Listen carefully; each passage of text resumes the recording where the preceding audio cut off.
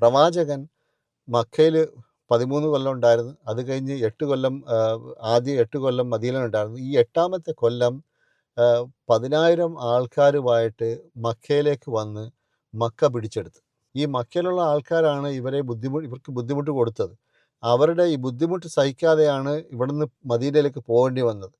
സാധാരണഗതിയിൽ ഒരു രാജാവോ അല്ലെങ്കിൽ ഒരു ചക്രവർത്തിയോ വന്നാൽ അവർ ഇവിടെയുള്ള കംപ്ലീറ്റ് ആൾക്കാരെ മൊത്തമായിട്ട് വൈപ്പ് ഔട്ട് ചെയ്യും. പ്രവാചകൻ അങ്ങനെ ആയിരുന്നില്ല.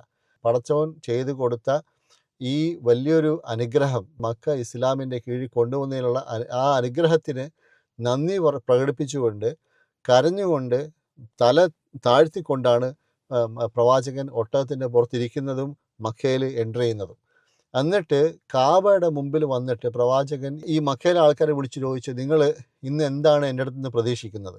അപ്പോൾ അവരുടെ റിപ്ലൈ ഇതായിരുന്നു, നിങ്ങൾ ഒരു വലിയ ഓണറുള്ള സ്ഥാനമുള്ള ഒരാളുടെ മകനാണ്, നിങ്ങൾക്കും ഓണറുള്ള ആളാണ്, നിങ്ങൾ കരുണയാണ് ഞങ്ങൾ നിങ്ങളിൽ നിന്ന് പ്രതീക്ഷിക്കുന്നത്. അപ്പോൾ പ്രവാചകൻ്റെ റിപ്ലൈ എന്തായിരുന്നു?